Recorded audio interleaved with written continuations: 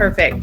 All right, so I'll go through this. So as we're looking at the future of education in the US, my focus and topic will be on immersive technology. So we're looking at augmented and virtual reality.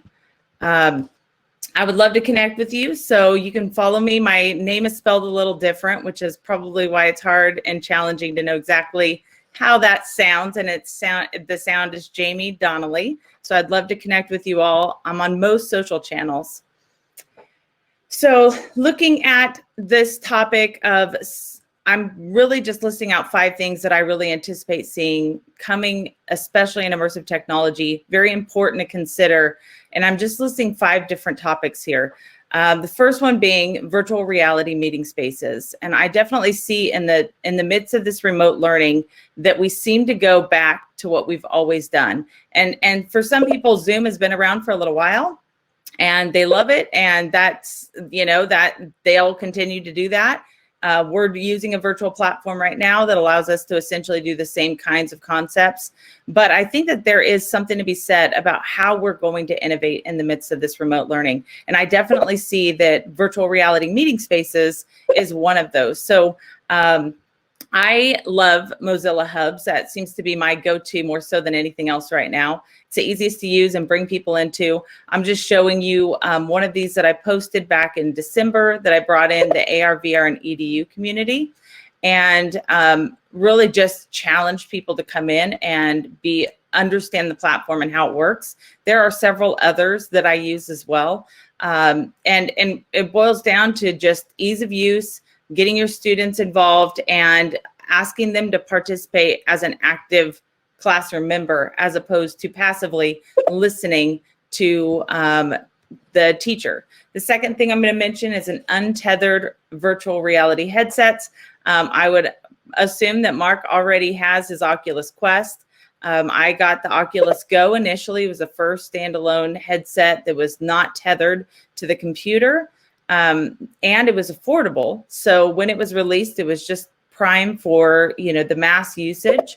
And as we're looking ahead, I definitely see that this is going to be the future, and being closed into a computer to be able to present and having to be essentially, the right computer, the right tethered, and everything that you're doing in VR, but being stuck to that spot is a problem. So the virtual reality headsets that have been coming out and are affordable are going to be aligned with more of your Oculus Quest. Now, I'm saying that across the board as far as this technology goes, but I will point out that I don't think that every classroom should have an Oculus Quest. I think there's very specific use cases for it, and the quantity that you have in your classroom is going to also be somewhat of a challenge. So the management of those devices. But I do think that as we're looking ahead, that this technology is going to continue to grow. As a matter of fact, Apple is due to release their first virtual reality headset. I think that will change factors quite a bit. And then moving ahead, we're looking at augmented reality glasses. And that is something that Apple has been really hinting towards for quite some time now, for the past 5 years at least. When they released ARKit, and Google then released AR Core for the developers to be able to create and design experiences using your mobile technology.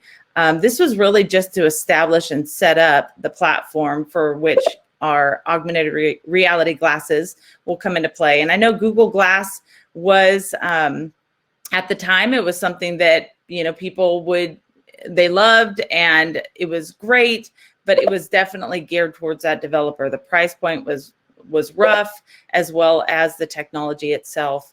There's just, definitely was a beta type experience, and it was before its time. People were not quite ready for that technology. So looking ahead now, we can definitely see the augmented reality glasses, the stage has been set. People are ready to embrace this kind of technology. They've already been using this kind of technology in their phones, whether or not they realize it. And as these glasses come through, it's going to be seamless. And I anticipate it will be seamless. And I also anticipate that's why it keeps on getting pushed off until it is seamless. So I assume that 2022, 2023 would be the years, but I'm keeping my fingers crossed for this year. Okay, looking at 3D scanning, I think this is definitely technology that we have in our hands now today. I have the iPhone 12 Max. Don't think that every classroom is ever going to have something like that. But I will tell you, in the midst of that, this technology, like ARKit, when it was released, went out on certain devices and continued to roll out and progress. So sorry about that. All right. So with that being said, LiDAR technology is now something that we can bring in and essentially scan our surroundings. We can scan objects in, 3D objects now. We're really looking at it more even something that you can scan, 3D print, and see that come out to play.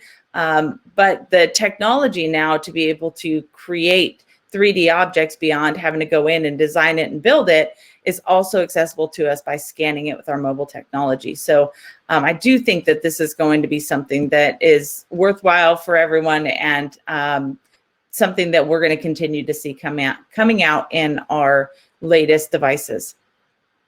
All right, so the last thing that I have on here is looking at these immersive technology experiences without having to download apps. And I think this is the future of this type of technology, is that it is built in our browser. Now, for the time being, we're very limited by that.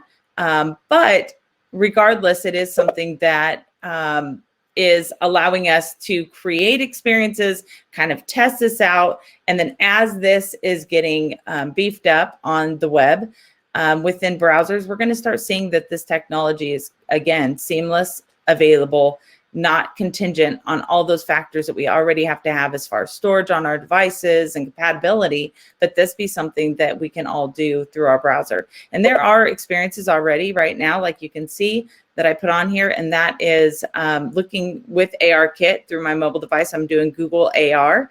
And so there are options for you to do. If you typed in, you know, a lion, a tiger, or a bear, then you would actually see it in your browser and be able to place that in your space. So this has been around for a few years, but it's continuing to grow. And instead of having to look up research the way that we always have in the past, we're going to be able to look up beyond text. We're going to start bringing in those experiences into our room, which is really promising. So just so you know, this is an article that I wrote just a few weeks ago, came out. And this is, I think, a great topic for you to go back and reflect on and get a little bit more depth. So when I'm done, I'll paste this link in for that article for you to follow up and get more information, as well as go into some of those hyperlinks as you would see fit.